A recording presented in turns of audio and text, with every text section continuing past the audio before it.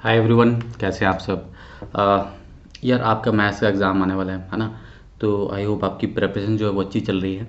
आज के छोटे से वीडियो में मैं आपके साथ डिस्कस करूंगा कि कौन कौन से पॉइंट्स जो है वो आपको ध्यान रखने चाहिए ताकि आप मैथ्स के पेपर में बहुत अच्छा स्कोर जो है वो ला पाए, है ना। इसके पहले अगर आपने कल मेरा इंटीग्रल कैलकुलस वाला वन शॉट नहीं देखा है तो वो आप देख सकते हैं। क्लास 12 के लिए कल इसी चैनल पे लिया गया था ना। 3 सवा 3 घंटे का है, तो उसमें हमने इंटीग्रेशन जो है वो कवर किया है। तो आप उसको ज़रूर देखिए, है ना।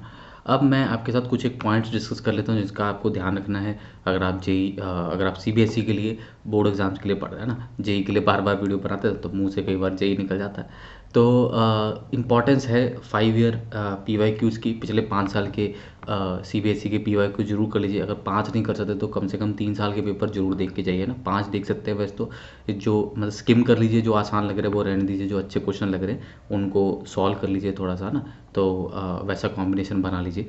और पेपर पैटर्न जो है वो आपको पता चल जाएगा। करंट ईयर का जो सैम्पल पेपर है ना, तो वो जरूर देख लीजिए, current sample paper. Because current sample paper से क्या है, आपको पेपर पैटर्न के बारे में पता चल जाता है कि कैसे कैसे क्वेश्चंस आएंगे, किस किस फॉर्मेट में आएंगे ना, कितने कितने नंबर के, उस हिसाब से आप प्लानिंग कर सकते हैं। फिर मिसलेनियस एक्सरसाइजेज जो है एनसीईआरटी की, उसको जरूर सॉल्व कर लीजिए। अगर सॉल्व नहीं कर सकते तो कुछ क्वेश्चन स्किम कर लिए, कुछ जो मुश्किल वाले लग रहे हैं वो आपने सॉल्व कर लेना ना। लेकिन उनको रन थ्रू जरूर कर लीजिए, स्पेशली जैसे इंटीग्रेशन की मिसलेनियस है, एप्लीकेशन और डेरिवेटिव की है, ये थोड़ी ज़्यादा इंपॉर्टेंट है। इसमें अच्छे सवाल दिए गए हैं ना। और 6.5 एक्सरसाइज भी है शायद एप्लीकेशन और डेरिवेटिव की, वो भी इंपॉर्टेंट है, ठीक है। जिसमें वो मैक्सिमम मिनिमम के क्वेश्चन आना। तो वो एक बार रन थ्रू जरूर करिएगा, ठीक है। और सिलेबस जो है आपका थोड़ा सा रिड्यूस्ड है, तो इसलिए सिलेबस के बाहर मत जाएगा ना, क्योंकि एनसीईआरटी तो अपडेटेड नहीं होगी। बट सिलेबस थोड़ा रिड्यूस है, सिलेबस साथ में रखिए, उसके साथ मैच करके जो जो पोर्शन आपके सिलेबस में वो कवर कर लीजिए।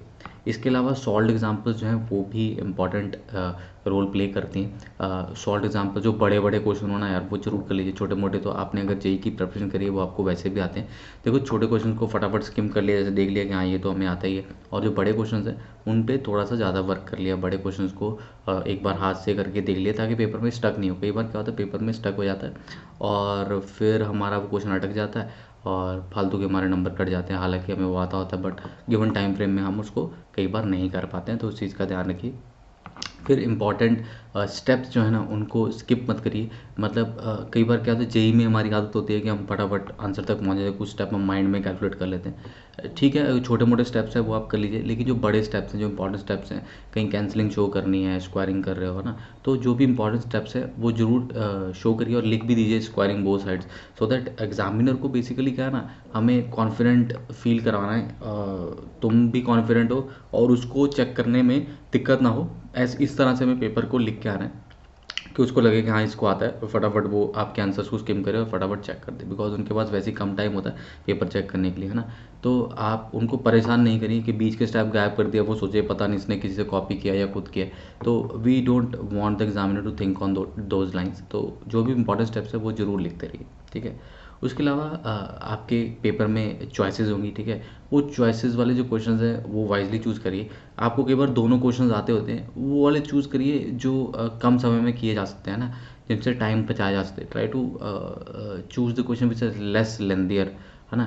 और जो आप पेपर जब करेंगे ना, तो जैसे 1 1 मार्क वाले क्वेश्चन होंगे उनमें स्टक मत हो जाएगा कहीं पे भी। कई क्वेश्चन लेंदी भी हो सकते हैं, तो उनको सेकंड राउंड के लिए आप रख सकते हैं। मतलब 1 2 3 नंबर अगर रह भी जाएगा, मान लो 3 नंबर का पेपर, ऐसा ना हो कि बड़े क्वेश्चंस आपके रह जाएं। तो बड़े क्वेश्चन जो है वो पहले कर लीजिए और छोटे क्वेश्चन जो है वो बाद में आप कर सकते हैं, जो कि मतलब जब भी टाइम, जितना भी टाइम होगा उसमें कर सकते हैं। मतलब छोटे क्वेश्चन की वजह से ऐसा ना हो बड़े क्वेश्चन 2 रह गए तो आपके ज़्यादा नंबर फिर जाएंगे एज़ कम्पेयर टू 2 छोटे क्वेश्चन रह गए। समझ रहे हैं बात को। और केस स्टडीज़ को थोड़ा प्रॉपरली रीड करिएगा, है ना। जो उसमें बोलेगा है, जो उसमें इन्फॉर्मेशन दी है, जो उसने पैरामीटर्स माने हैं, है ना, जो उसने फॉर्मूलाज दिए हैं, तो वो आप फॉर्मूलाज पकड़ के ही सॉल्व करिएगा, ठीक है। तो make sure that you don't go outside the purview of the case study and you read them very very properly. बाकी तो यह है कि यार बाकी सब आसान ही होता है, ठीक है।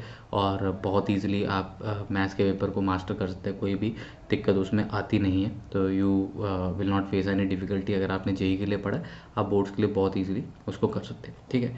इसके अलावा मैं आपको बताता हूँ कि अनअकैडमी पे मेरे कई सारे बैचेज आ रहे हैं। जैसे एक्सेल का बैच आ रहा है 2024 का, इवॉल्व का बैच आ रहा है 2024 का, और इमर्ज का भी बैच आ रहा है 2025 का, है ना। तो ये 11th के बच्चों के लिए जो 2 साल पढ़ेंगे, ठीक है। ये बैच जो है ये 12th के बच्चों के लिए, इसमें 12th का पोर्शन होता है, और ये ड्रॉपर का बैच है जिसमें 11th और 12th दोनों होता है, ठीक है।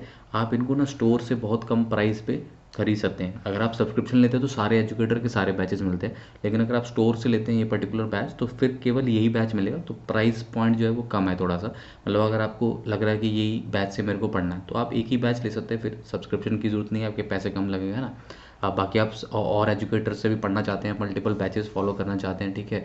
अगर मान लो आपको लेट से मतलब you have to see variety of question, variety of material, variety of educators, तो then you can subscribe the whole platform as well, है ना। तो अगर प्राइस इशू है तो आप एक बैच ले सकते हैं। अगर price is not an issue then you should go for the subscription model itself, ठीक है।